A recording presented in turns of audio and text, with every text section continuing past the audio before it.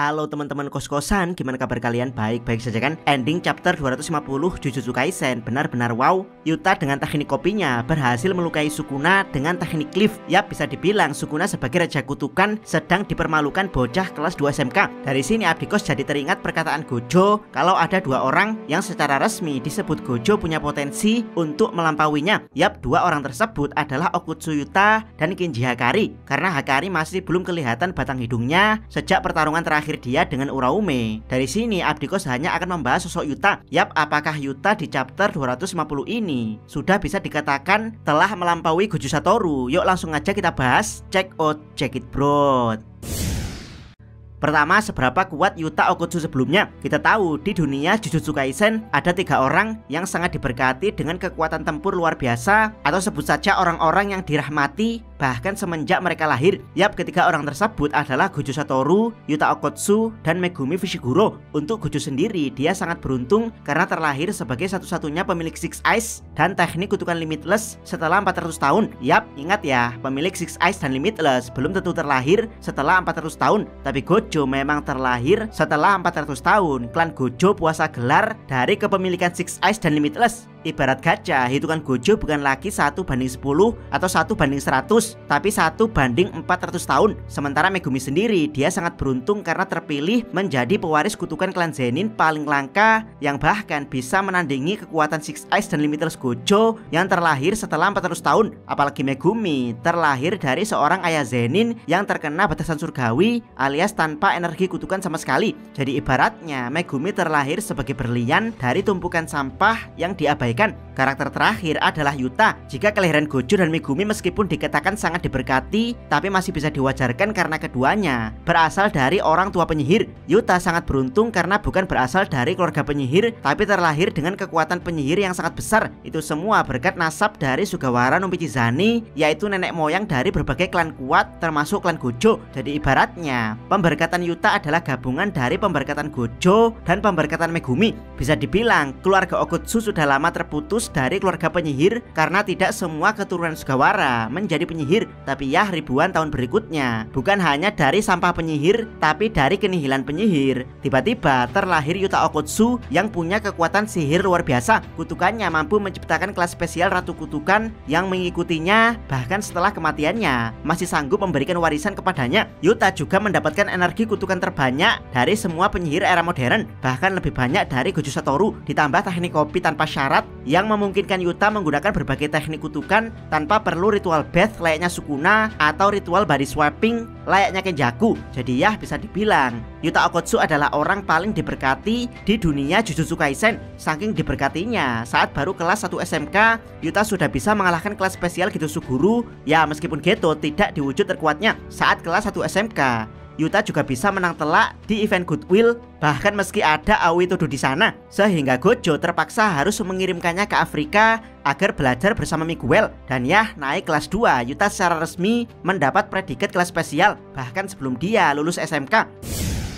Kedua, seberapa kuat Yuta Okutsu sekarang? Setelah tahu kalau Yuta adalah karakter paling diberkati di dunia Jujutsu dan sangat kuat bahkan di tahun pertamanya sebagai pelajar, berikutnya kita bedah seberapa kuat Yuta Okutsu yang sekarang. Dan ya seperti yang Abdikos jelaskan, di kelas 2 SMK Yuta berhasil menjadi kelas spesial. Dia kemungkinan di-banned dari Goodwill event karena kemenangan telaknya saat masih kelas 1 SMK. Itulah kenapa Yuta tidak pulang dari Afrika saat Goodwill event berlangsung. Dan ya setelah pulang dari Afrika, Yuta dan Yuki langsung ditugaskan untuk membasmi roh kutukan yang tersebar di beberapa distrik Tokyo. Setelah insiden Shibuya, Yuta berhasil melakukannya sehingga mendapat kepercayaan lebih sebagai eksekutor wadah Sukuna yaitu Yuji. Dan ya, Yuta kembali berhasil mengeksekusi Yuji. Dari sinilah kita tahu kalau teknik penyembuhan kutukan pembalik Yuta sudah setara Sukuna, yaitu mencegah kematian seseorang berlangsung permanen, di mana Sukuna bisa mencegah kematian Megumi setelah menyembuhkannya dan mengalahkan Mahoraga, sementara Yuta mencegah kematian permanen Yuji bahkan sesaat setelah Yuji jantungnya berhenti. Di Cooling Game, Yuta berhasil menang melawan 4 pilar di koloni Sendai,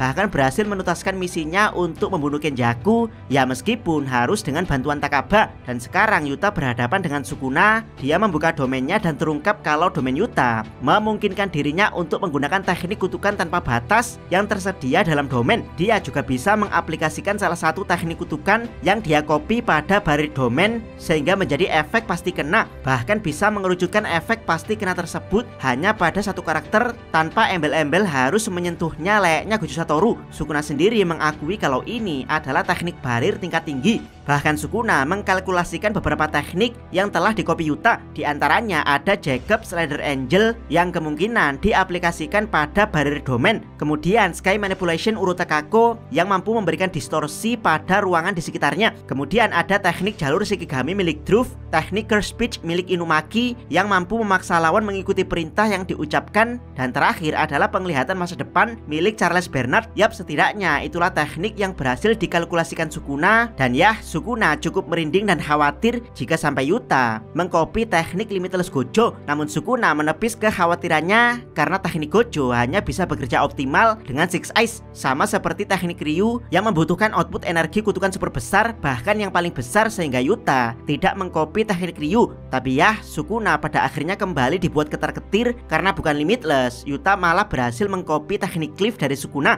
Jadi Sukuna pada akhirnya ditebas dengan teknik kutukannya sendiri. Yap, berhasil membuat Sukuna ketar-ketir. Apakah Yuta sudah melampaui Gojo Satoru?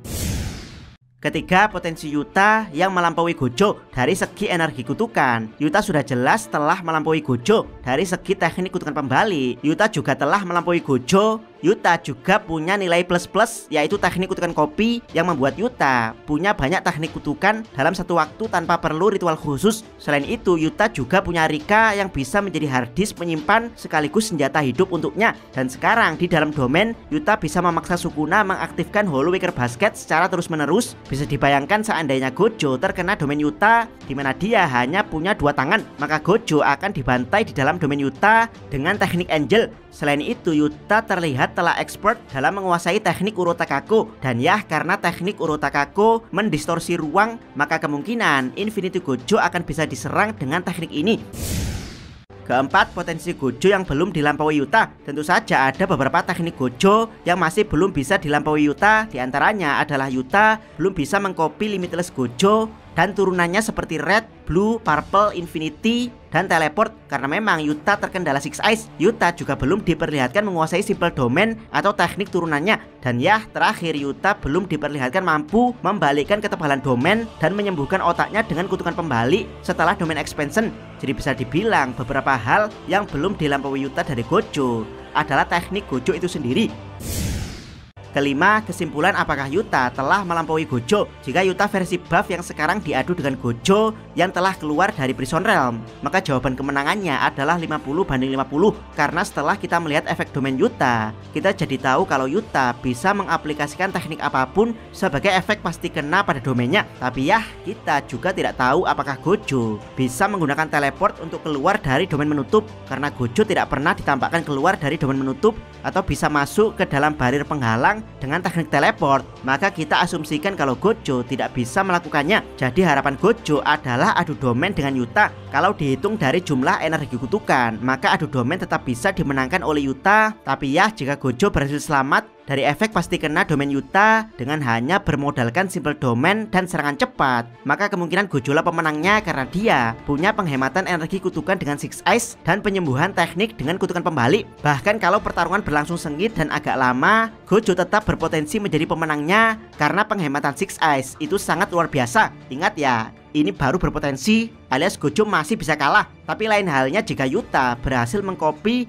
dan menggunakan teknik Gojo, misalnya dengan bantuan nasab dari Sugawara no Michizane. Jadi Yuta berpotensi bisa menggunakan Limitless meski tanpa Six Eyes karena ada sebagian kecil darah nenek moyang Gojo dalam dirinya. Maka ini akan seperti menyerang Sukuna dengan tekniknya sendiri. Karena Gojo tidak seperti Sukuna yang punya innate teknik lain selain Limitless, maka Yuta akan keluar sebagai pemenangnya, yaitu saat Yuta mengaplikasikan efek efek Unlimited Void di dalam domainnya sendiri. Jadi ya, kesimpulan Gojo telah melampaui Yuta. Masih 50-50, tapi kalau Yuta berhasil menguasai Limitless, maka fix pemenangnya adalah Yuta. Bagaimana menurut pendapat teman-teman? Silahkan tuliskan komentar kalian di bawah. Jangan lupa subscribe channel Takos dan jangan lupa share video ini.